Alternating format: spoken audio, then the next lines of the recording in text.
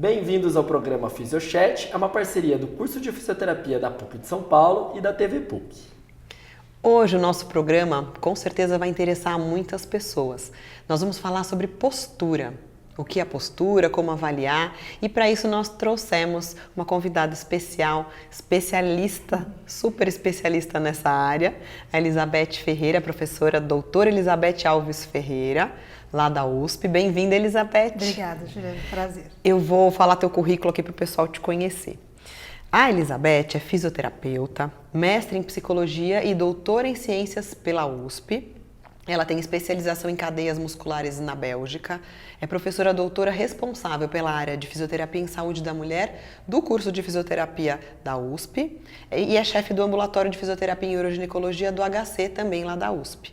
Ela é diretora da Uroginap e o melhor papel de todos, ela é mãe do Paulo Henrique, né, Beth? Adorei. Minha melhor produção. Sua melhor produção. Beth, muito bom você estar aqui com a gente. Um prazer, eu acho que, como esse tema é postura, e nós quisemos trazer você, porque eu acho que você revolucionou essa história do alinhamento postural, da postura ideal, e a gente queria que você compartilhasse um pouco desse conhecimento com a gente. Então, para começar, acho que você podia falar um pouquinho do software que você criou, justamente para a gente conseguir avaliar a postura, né? A história. Primeiro eu queria agradecer o convite, Juliana e Rodrigo, é um prazer estar com vocês aqui na PUC. Eu brinco que tem gente que tem cachorro, que tem gato, eu tenho um anfíbio de estimação, né, que é o Sapo. Então, que é um software de análise postural. Eu acho que o Sapo ele é um produto do meu doutorado, que foi feito em 2006, então é muito bom saber que em 2019 ele ainda é uma ferramenta atual e que contribui para a fisioterapia. E acho que ele veio do desejo de tentar compreender, quando a gente trata em fisioterapia, a gente entende a disfunção e tenta conduzir o paciente para o padrão de normalidade, o mais próximo possível disso. E o padrão de normalidade, naquela época, então, um padrão mais qualitativo do Kendall, um autor que teve uma grande contribuição, mas um padrão que no consultório eu nunca vi ninguém daquele jeito do livro, né? E aí a gente começou a questionar, qual que será realmente o padrão? Quanto de assimetria será que é normal? Será que eu tenho uma relação entre a assimetria e o equilíbrio? E assim foi tendo essa dúvida. Bom, então vamos tentar fazer essa correlação entre assimetrias e equilíbrio. E a gente foi ver as ferramentas que eram disponíveis, que existiam no mercado, e a gente achou que a maioria delas ou elas tinham uma limitação clínica ou elas tinham uma limitação científica. E na época, minha orientadora, então a professora Amélia, meu co-orientador era um físico, o Marcos Duarte, conjuntamente com mais dois físicos, o Edson Puig e o Anderson, a gente resolveu então fazer um software. Então ele é produto disso, de uma compreensão clínica da fisioterapia e de físicos que conseguiam fazer isso virar uma ferramenta real. E esse software, ele é utilizado hoje, ele é muito atual, é isso que você disse. E você tem visto que as pessoas ainda utilizam ele bastante na prática clínica e nas pesquisas, ou mais em um, mais no outro? Como é que você tem visto hoje? Você sabe, Rodrigo, que apesar de eu fazer um software, números não é exatamente meu maior dom, né?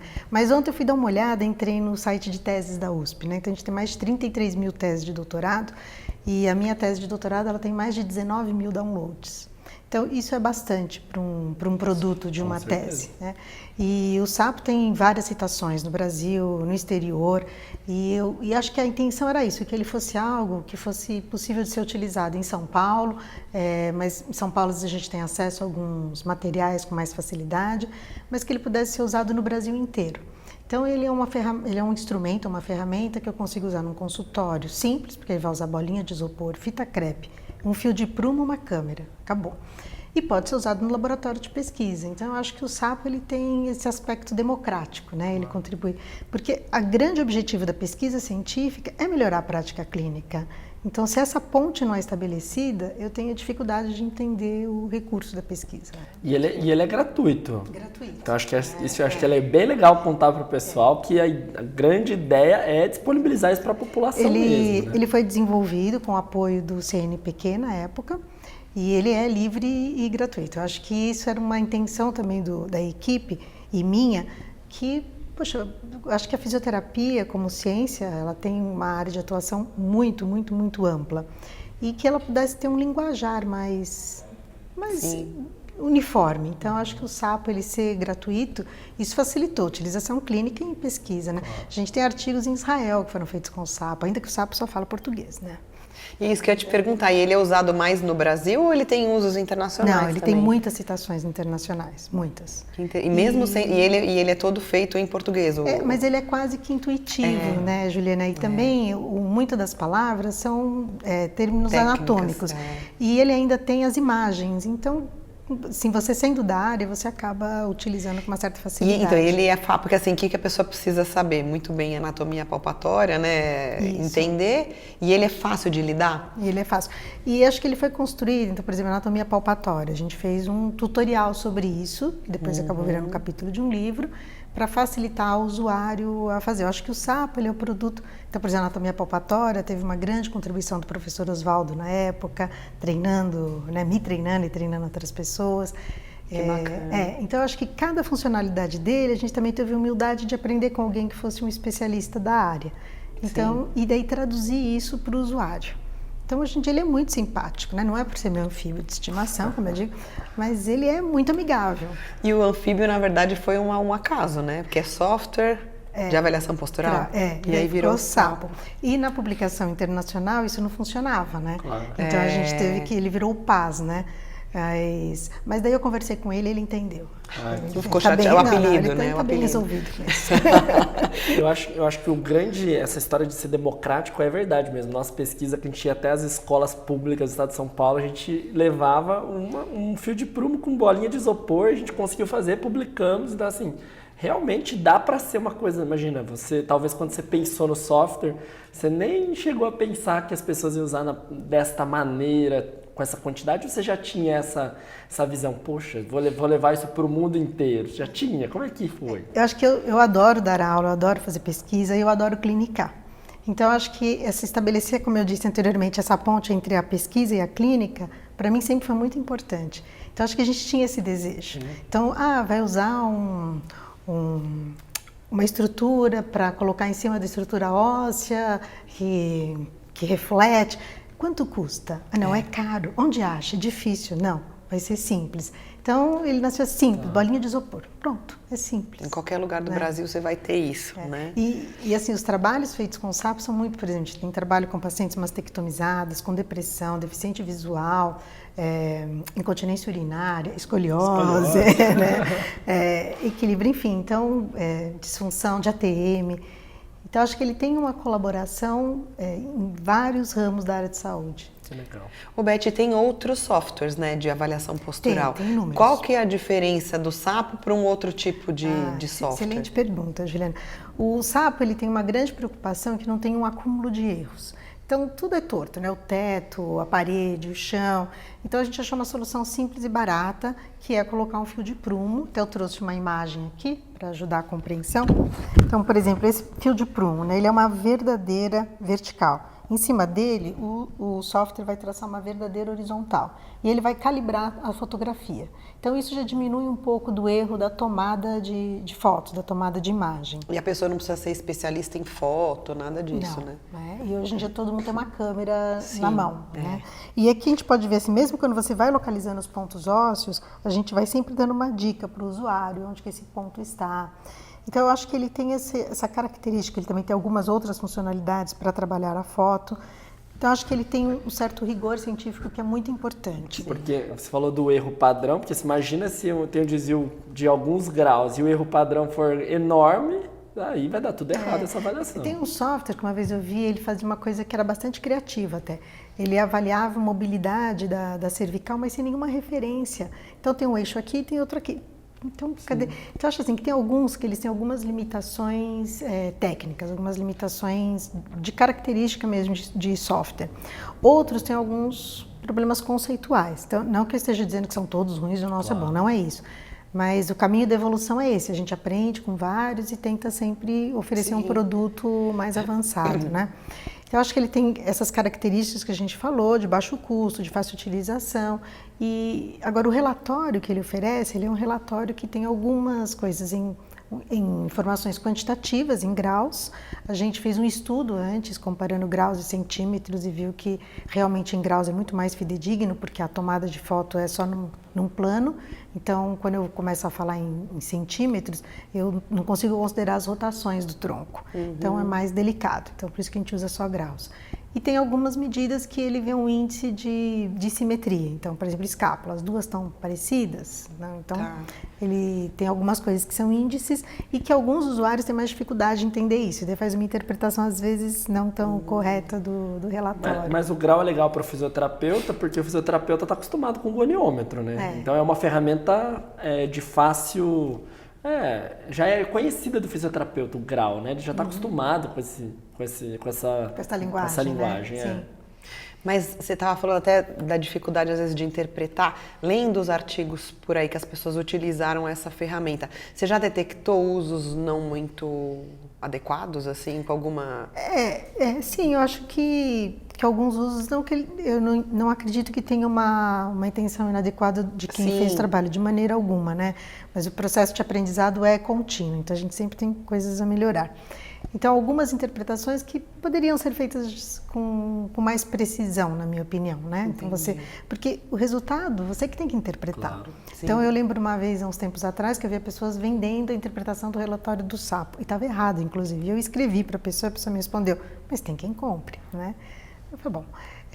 então, eu acho que você tem que ter um trabalhinho, porque a análise, ela não cura um paciente. Ela é uma ferramenta para o fisioterapeuta poder tratar desse paciente. Sim. Então, requer um conhecimento clínico para poder ser interpretado, né? Você ainda vai ter que pedir para fazer o laudo, né? Daí já é demais, né? E a análise quantitativa, ela é complementar à avaliação qualitativa. Claro. Então, nada substitui um bom profissional, nunca. Né? Ainda bem.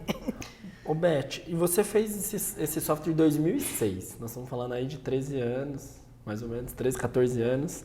Ele foi se evoluindo, porque hoje, por exemplo, a gente pode utilizar o celular para ter um rigor. Como é que foi essa evolução também de todo esse software? Também foi acontecendo? É que em 2006, na verdade, estava no doutorado, né? Ele finaliza, ele é publicado, né, validado devidamente em 2010. Tá. 10 anos, mais ou menos. 10 anos. Então, acho que sim, porque, na verdade, ele recebe a fotografia. Então, se você fez essa foto com uma máquina ou com um celular... Não Se tem tiver diferença. no tripé tudo certinho, vale também. Não tem nenhuma diferença. A gente agora pretende, sim, fazer uma atualização do sapo, né? Porque ele está entrando na adolescência. Legal. Então, a gente pretende atualizá-lo com algumas ferramentas. Legal. Porque vai aparecendo, né? Com certeza.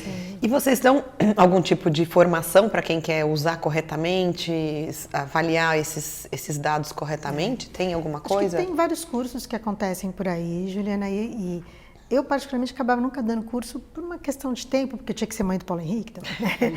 E agora a gente vai fazer o primeiro curso do meu grupo de pesquisa, que a gente vai, então, começar a dar cursos sobre como utilizar o sapo.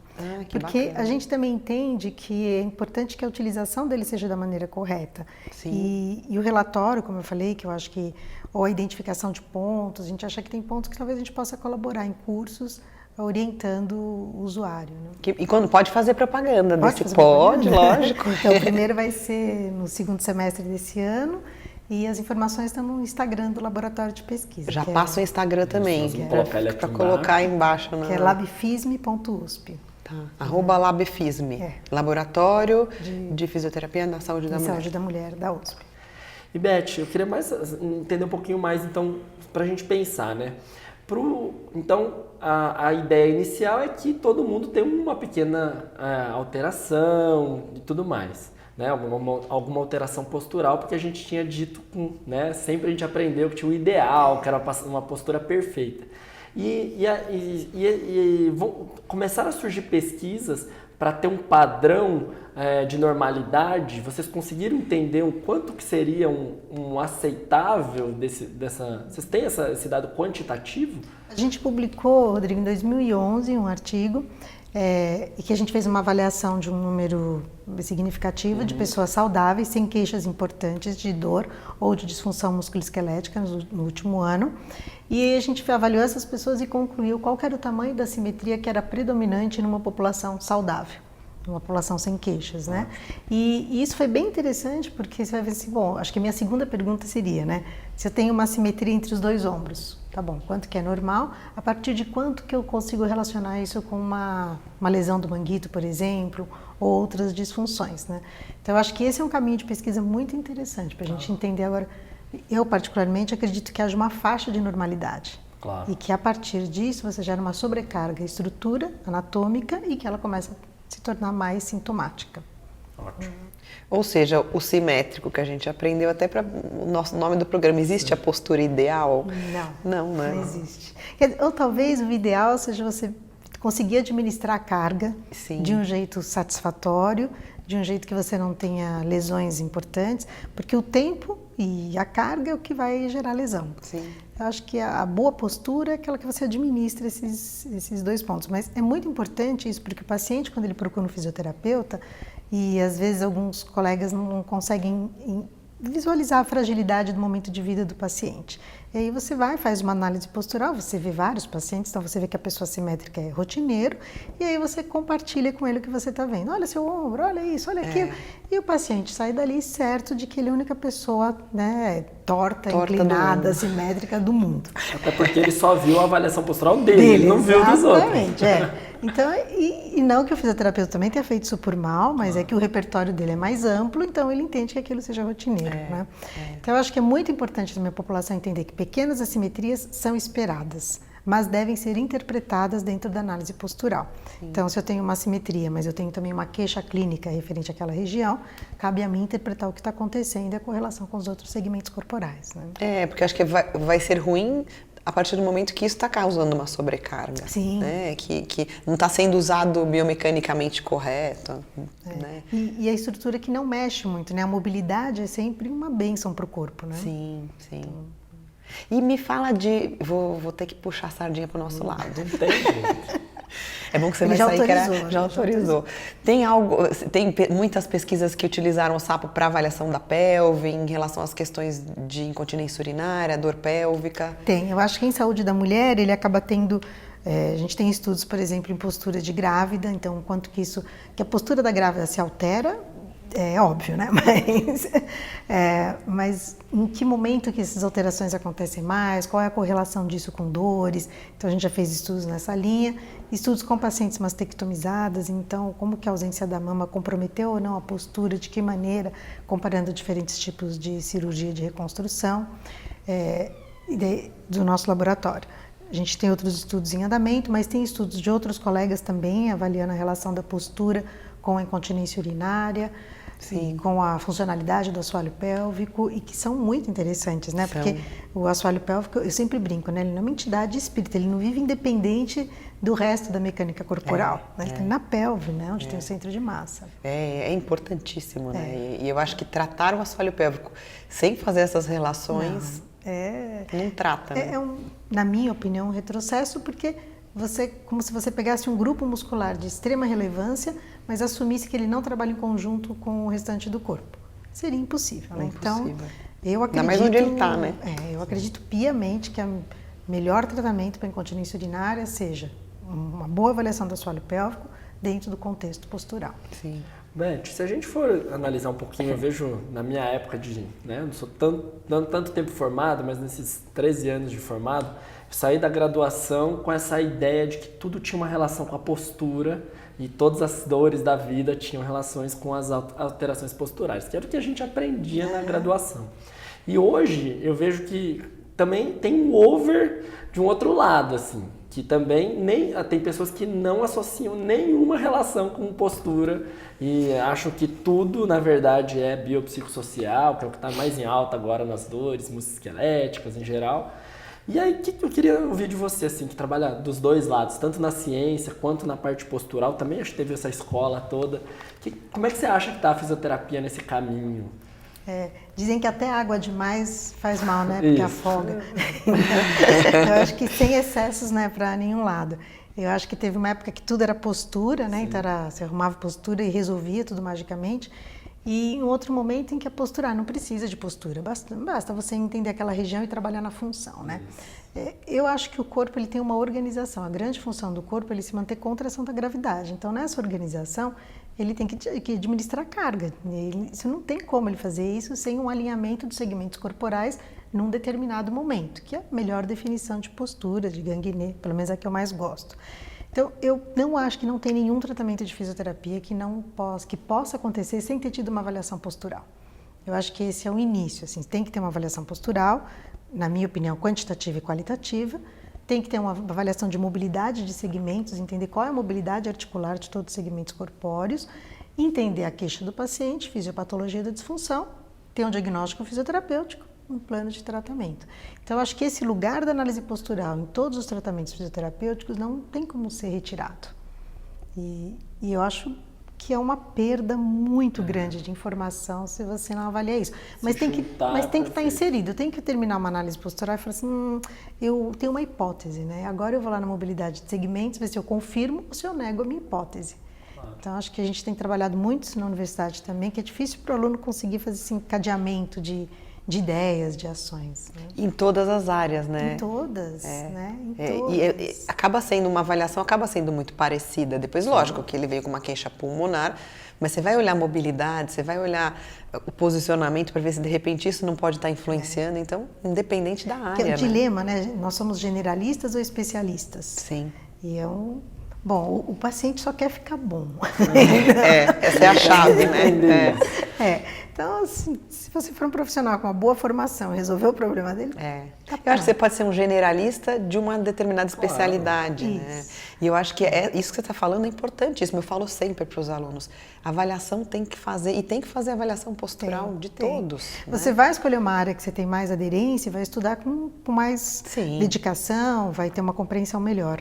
Mas essa área de especialidade, ela está dentro do contexto corporal. Então, se eu não entendi o todo, fica muito difícil de eu conseguir um resultado.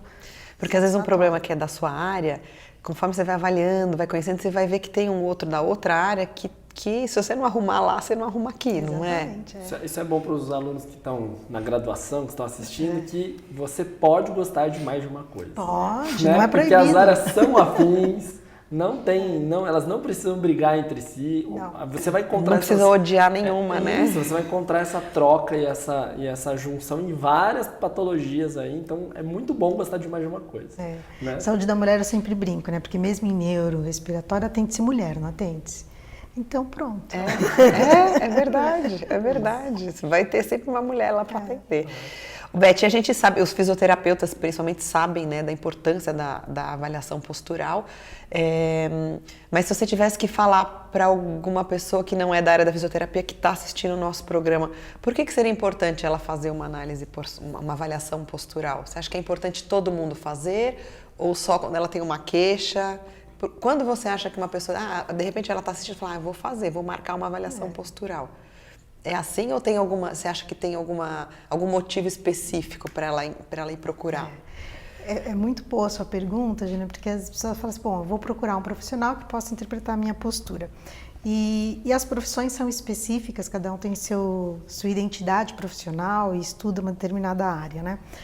O fisioterapeuta, ele é o profissional capaz de compreender melhor, ele estuda melhor essas questões posturais com o enfoque de tirar uma conclusão dessa análise para propor um tratamento.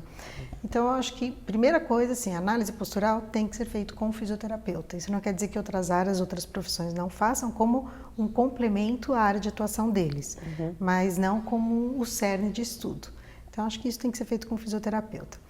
Acho que a análise postural ela tem que ser feita se ela tiver alguma utilidade para isso. Então, eu vou fazer para quê? Para me autoconhecer? Tá bom. Não, para eu entender que eu tenho uma dor. Eu acho que vale a pena. Sim.